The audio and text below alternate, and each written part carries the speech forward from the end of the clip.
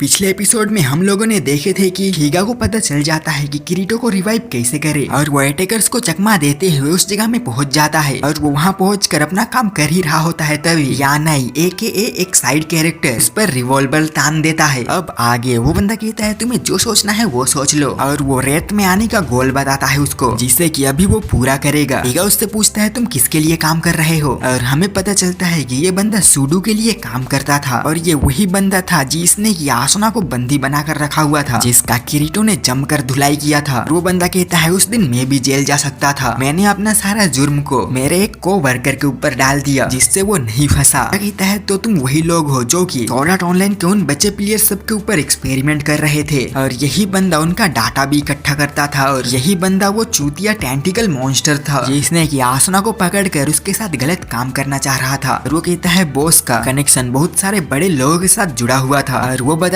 है national security American के साथ भी उसका कनेक्शन था और ये बंदा पूरे वक्त अमेरिकन प्लेयर सब को यहाँ का हर चीजों को लीक कर रहा था और इसी के वजह से वो अटैकर सब यहाँ पर घुस पाए हैं और ये सब खत्म होने के बाद में उसे एक बढ़िया नौकरी भी मिलने वाला है और इसको वो एक्सपेरिमेंट कंटिन्यू कर सूडो का ड्रीम भी पूरा करना है। हीगा सोचने लगता है मुझे जल्दी से कुछ करना होगा तभी उसके हाथों से लैपटॉप गिर जाता है और वो बंदा घबराहट में उसके ऊपर फायरिंग कर देता है। दूसरे और हम देख पाते हैं वो बंदा सिनोन का दम घोट रहा हुआ था। सिनोन बहुत मुश्किल से उस चीज को खुद से अलग कर पाती है। गैब्रियल कहता है तो एलिस यहाँ से जा चुकी है, कोई बात नहीं मैं उसे जल्द ही पकड़ लूंगा और वो सिनोन को कहता है हम लोग पहले भी गनगेल ऑनलाइन में मिल चुके हैं ना, मेरे ख्याल से तुम्हारा नाम सिनोन होगा। सिनोन उससे पूछती है तुम्हें यहाँ से क्या चाहिए। गैब्रियल कहता है मुझे लगा नहीं था हम लोग फिर से मिलेंगे, शायद से ऊपर वाला भी चाहता था हम लोग फिर से मिले ताकि मैं तुम्हारे बारे में और भी कुछ जान सकूं और मैं यहाँ अच्छे से तुम्हारा वो सोल को खा सकता हूँ। सिनोन उन बातों को याद करती है कि कैसे उसने तड़पाकर उसको गनगेल ऑनलाइन में मारी थी और वो यहाँ पे भी काफी घबराने लगती है और वो बंदा अपना पावर का यूज करते हुए उसको अपने पास लाता है। सिनोन फुल टूस के वश में हो गई थी, वो उससे लड़ नहीं पा रही थी और वो सिनोन को अपना गेम नेम का मतलब बताता है सडलाइजर, जो कि लोगों का आत्मा चुराता है और उन्हें फाइट करने के लायक नहीं छोड़ता है और वो उसको किस करके उसका सोल को लेने वाला रहता है और उसको तभी काफी तेज करंट लगती है और वो उससे दूर हो जाती है और वो अपने गर्दन में एक नेकलेस को देख पाती है जो कि किरीटो का वही चीज था पर वो समझ नहीं पाती है कि वो यहाँ कैसे है और वो कहती है किरीटो तुमने मुझे फिर से बचा लिए और वो इस बार उससे लड़ने के लिए तैयार रहती है और वो अपने तीर को अपने पुराने गन में बदला लेती है और वो कहती है तुम कोई गॉड और डेविल नहीं हो, तुम हमारे ही तरह एक इंसान हो और वो उसके ऊपर फायरिंग करने लगती है। गैब्रियल कुछ बुलेट्स को अपने हाथों से रोक लेता है पर ज्यादातर को रोक नहीं पाता है। सिनोन ये देखकर मुस्कुराने लगती है। गैब्रियल एक सेकंड में उस चीज को हिल कर लेता है और वो अपना गन निकालता है। सिनोन भी उसके अटैक के लिए तैयार होती है। दूसरे और हम देख पाते हैं आसुना एक दूसरे को प्रोटेक्ट करते हुए लड़ने बोल रही होती है। एक बंदा उन प्लेयर सबसे अपना जान का भीख मांग रहा हुआ था पर वे उसे खत्म कर देते हैं। आसुना ये देखकर भी कुछ नहीं कर पाती है बिकॉज़ वो खुद ही लड़ने में बिजी थी। वो कहने लगती है प्लीज कोई हमारी मदद करो। वो एल्फ लड़की की टीम उनके ऊपर अटैक करने के लिए तैयार होते हैं। वे लोग देख पाते हैं कि उनके फ्रेंड सब को रेड नाइट सब चारों ओर से घेर चुके हुए थे और वो लड़की अपने लोगों के लाशों के नीचे दब जाती है। वो लड़की जल्दी से अपने रास्ते में जो कोई भी आ रहा होता है उन्हें मारते हुए उसे बचाने जा रही होती है। दूसरी लड़की उसको इधर आने से मना करती है पर इन सब के लिए काफी देर हो जाता है, वे उसे मार देते हैं। दूसरी और इनकी टीम काफी अच्छी तरीके से टीम वर्क करके अपने दुश्मनों को खत्म कर रहे हुए थे और वो लड़की तभी उन्हें रोकते हुए कहती है इस सर्वर को जापानीज कंपनी ने बनाया है और हम लोग यहाँ पर हैक करके नहीं घुसे हैं। वो नाइट उसके बातों में भरोसा नहीं करता है और वो उसको बताता है हम लोगों ने देखे कि तुम लोग हमारे लोगों को कैसे मार रहे थे। वो लड़की उसको कहती है हम लोग सिर्फ खुद को प्रोटेक्ट कर रहे थे, वो अमेरिकन प्लेयर्स यहाँ पर आकर बजर्क कर रहे थे उस वक्त। आखिर वे किस चीज का गुस्सा लेकर यहाँ पर आए थे और यहाँ के मासूम लोगों को मार रहे थे। हाँ मुझे पता है तुम लोग किसी और के बातों में फंस गए होंगे पर अभी भी तुम लोग सब सही कर सकते हो। तभी वहाँ पर एक लड़का आता है और उससे कहता है क्या तुम सच कह रहे हो और वो उसको अपना इंट्रोडक्शन देता है और वो उससे कहता है मुझे तुम पर भरोसा है, मुझे पहले से ही इस चीज पर डाउट आ रहा था पर वे रेड नाइट सब उस पर भरोसा कर ही नहीं रहे थे। तभी वो लड़का का एक फ्रेंड उसके पास आती है और वो उसके बातों से सहमत होती है और इन्हें भरोसा होता है कि ये लोग सिर्फ खुद को प्रोटेक्ट करने का कोशिश कर रहे थे। तभी उनका लीडर उनके और उन्हें डराने के लिए अपना वेपन थ्रो करता है और वो कहता है तुम सब वहाँ पर खड़े होकर क्या बकवास कर रहे हो और वो अपना वेपन को वापस लेता है और वे उन दोनों को गद्दार कहने लगता है और वो कहता है तुम सबको पता ही होगा कि जापानीज लोग कैसे रहते हैं, हम उन पर भरोसा नहीं कर सकते। अगर ये जापानीज सर्वर होगा भी तो उनके पास हाई लेवल मेडिकल इक्विपमेंट सब कहाँ से आया? उन्होंने इस चीज को चीट कर हमसे छीन लिए। ये सुनकर वो सब प्लेयर सब और भी ज्यादा भड़क जाते हैं। लड़की फिर बताती है हम लोगों ने ऐसा नहीं किए, हम लोग सिर्फ अपना गेम अकाउंट को यहाँ पर कन्वर्ट किए हैं। टू वाला बंदा उन्हें सुनाने के लिए कहता है मैं इतना बेवकूफ नहीं हूँ जो इस बात पर यकीन कर लूँ कि तुम लोग एक टेस्ट सर्वर पर अपना रियल अकाउंट को कन्वर्ट किए, और वो उन सभी को झूठा ठहरा देता है। वह सभी प्लेयर्स आसानी से उसके बातों पर भरोसा कर रहे होते हैं। लड़की उन्हें काफी सच बताने का कोशिश करती है और उल्टा वे लोग उसी पर अटैक कर देते हैं। और वे दो नाइट सब उनके सपोर्ट में रहते हैं और वे सबको शांत करने का कोशिश करते हैं, पर इन्हें तो हैकर्स को मारना था ना, तो ये कैसे चुप रहेंगे। दूसरे और हम देख पाते हैं कि उन लोगों को दूसरे नाइट की टीम सब घेर चुके हुए थे। वो लड़की फिर उस लड़के का हाथ को पकड़ते हुए उसको कूल डाउन करती है। वो नाइट सब उन्हें मारने के लिए आगे आ रहे होते हैं। वे सभी इस वक्त तक हार मान चुके हुए थे, पर तभी वहाँ पर लीफा की एंट्री होती है और वो वहाँ आते ही सबको तबाही तोड़ मारने लगती है। वे उसे देखकर सोचने लगती है कि वो कौन है, और हम देख पाते हैं कि ऑर्क चीफ भी अपने सैनिक के साथ में वहाँ पर आया हुआ था उनके मदद के लिए। वो लड़का फिर कहता है हम लोगों को एम्परर का बात मानकर वहाँ पर होना चाहिए था। लीफा उन सबको मारते हुए आकर कहती है अभी हम दोस्त बन चुके हैं और वो इन लोगों को यहाँ से इन्हें सही सलामत निकाल लो कहती है, और यहाँ के लोगों को लीफा खुद संभाल लेगी। और चिप कहता है पर हम साथ में लड़ने वाले थे। लीफा उसको कहती है तुम्हारे लोग ऑलरेडी बहुत कुछ कर चुके हैं, इसलिए चिंता मत करो, जितने भी लोग होंगे उन सभी को मैं संभाल सकती हूँ। वहाँ पर वे लोग रोबोट से फाइट कर रहे हुए होते हैं जिसे कि एक खरोच तक नहीं आ रहा था। दूसरी ओर किकियू का किरीटो का जानकारी उस डॉक्टर साहिबा से पूछता है। वो बताती है हिगा शायद वहाँ पर पहुँच चुका है, अगर वो वहाँ का काम खत्म कर लेगा तो हमें पता चल जाएगा। किकियू का बताता है और हमारा वो प्लेन काम भी कर रहा है। अंधाधुन हमारे स्मोक में हमारे रोबोट से फाइट कर रहे हैं, ये काम हो जाएगा तो हम जल्दी से उसको बंद कर देंगे। और वो पूछता है अभी और कितना मिनट बचा है हिगा का वापस आने में। वो लड़की उसको बताती है उसको उस चीज को कनेक्ट करने में 5 मिनट लगेगा, और वो तभी मॉनिटर में कुछ अनयूजुअल नोटिस कर पाती है, पर उसको उस चीज का मतलब पता नहीं हो रहा था। तभी किकियू का उस चीज को देखकर घबराहट में चिल्ला पड़ता है, और वे देख पाते हैं कि और एक फ्लग लाइट है जिसने अपना लिमिट को तोड़ दिया। और वो कहता है ये एलिस के लेवल का तो नहीं होगा, इस फ्लग लाइट ने अपना इमोशनल सर्किट को ब्लॉक किया। और वो कहता है ये सब उन्हीं प्लेयर सब की वजह से हो रहा होगा। और वे उसमें एक अजीब कमांड भी देख पाते हैं जहाँ पर ये लोग उन्हें एक लिमिटेशन दिए हुए थे। क्यूका बताता है हम लोगों ने अंडरवर्ल्ड के लोगों को ऐसा कोई भी रिस्ट्रिक्शन नहीं दिए है, शायद ये खुद से ही एक्टिव हो गया होगा। वो लड़की कहती है हाँ वैसे भी ये हिगा का कोडिंग की तरह नहीं लग रहा है। जहाँ वे लोग उसी कोड 871 को देख पाते हैं, और इन दोनों को उस कोड के बारे में कोई भी जानकारी नहीं रहता है। तभी किकियुका यानाई के साथ में वही कोड को देख पाता है जो कि हिगा के साथ नीचे गया हुआ है, और वे इस चीज से घबरा जाते हैं। दूसरे ओर हम देख पाते हैं यानाई हिगा को गोली मारकर इंजर्ड कर दिया हुआ था, और वो कहता है मुझे कोई भी इरादा नहीं था तुम्हारे ऊपर फायरिंग करने का, मैं बस तुम्हारा इन सामान को डिस्ट्रॉय करके मेन कंट्रोलर की तरफ जाने वाला था, और मैं उन्हें ज्वाइन करके उनसे स्केप कर जाता। ये हैप्पी एंडिंग होता अगर तुम लोग कुछ नहीं करते बस देखते तो। या कहता है मत भूलो हम लोग किरीटो को यहाँ पर बचाने के लिए आए हैं, अगर वो मर जाएगा तो सब गलती तुम्हारे ऊपर आएगा। वो बंदा कहता है मुझे कोई फर्क नहीं पड़ता है, और वैसे भी वो मेरे जानू को मार दिया है। हिगा पूछता है ये अब कौन है? वो बंदा बताता है एक्सट्रीम चर्च की क्वीन क्विंटिला, हम दोनों काफी क्लोज थे, मैंने उससे प्रॉमिस किया था कि मैं उसे अंडरवर्ल्ड का पूरा कमांड दे दूंगा, जो कि मैंने किया, और मैंने उससे वादा किया था कि अगर सर्वर कभी भी कुछ हो जाता तो मैं उसका लाइट क्यूब को निकाल कर उसको बचा लेता। हिगा समझ जाता है कि अंडरवर्ल्ड को इसी ने करप्ट किया है। बंदा कहता है मैं तो बस अपना काम कर रहा था, तभी उसने मुझसे कांटेक्ट किया था आधी रात को स्पीकर से। वो अंडरवर्ल्ड का सारा कमांड कर पाती थी और वो उसी से हमसे बात कर पाई थी। सही में चोरी चुप के HTL में जाकर उससे मिला करता था। वो सारे तरीकों से मेरी टाइप की बंदी थी, और वो मुझसे प्रॉमिस की थी कि मैं अगर उसका मदद करता तो मैं उसका नंबर 1 स्लेब रहता और किसी दिन मैं उसका किंग बन जाता। क्या कहता है करप्ट तो ये हुआ है पोंटिफिक्स के बातों से। वो बंदा कहता है पर वो अभी मर चुका है उस बच्चे की वजह से, इसीलिए मुझको उसकी मौत का बदला लेना है, इसीलिए किसी को तो मरना ही होगा। और वो हिगा को मारने के लिए उसके ऊपर गन तान देता है। दूसरे ओर हम देख पाते हैं कि वो रेड नाइट सब दूसरे नाइट सब को खत्म कर दे रहे होते हैं। सुना उन सबको रुक जाओ कह रही होती है, और उसके हाथों से उसका वेपन भी गिर जाता है। तब एक बंदा उसको मारने ही वाला रहता है, तब उसका लीडर उसको ऐसा करने से रोकता है। वो नाइट फिर आसुना को एक झपाट देकर गिरा देता है। आसुना अपने फ्रेंड सबको देख पाती है जो कि काफी घायल रहते हैं, और वो उनके मदद के लिए उनके पास जाती है। लिस्बेथ आसुना के गले लगकर रोने लगती है, और वो कहने लगती है ये सब मेरी गलती है। आसुना कहती है कोई बात नहीं, और वो भी रोने लगती है। तभी वो टैटू वाला बंदा आसुना को कहता है अपने लोगों को हथियार नीचे करने को कहो, ऐसा करोगे तो हम उन सबको जिंदा जिंदा जाने देंगे। किरीटो का टीचर कहता है हम लोग ऐसा नहीं करेंगे, हम लोग मरते दम तक लड़ेंगे। आसुना उन्हें समझाती है सरेंडर कर लो, हम हार चुके हैं और हमें अब यहाँ से जिंदा निकलने के बारे में सोचना चाहिए, यही हमारे पास एक रास्ता बचा है। वे फिर अपना हथियार नीचे करते हैं। एट नाइट सब अपने जीत की खुशी मना रहे होते हैं। वो टैटू वाला बंदा फिर कहता है बड़े समय बाद मिल रहे हैं लाइटनिंग फ्लैश आसुना। वो कहता है मुझे भरोसा नहीं हो रहा है, तुम मुझे अभी तक नहीं भूले हो। आसुना कहती है क्या तुम हमसे रिवेंज लेना चाहते हो? हम लोगों ने तुम्हारे लाफिंग कॉफिंग गिल्ड को बर्बाद किए, उसके लिए। टैटू वाला बंदा हंसने लगता है और वो कहता है क्या तुम इतनी बेवकूफ हो?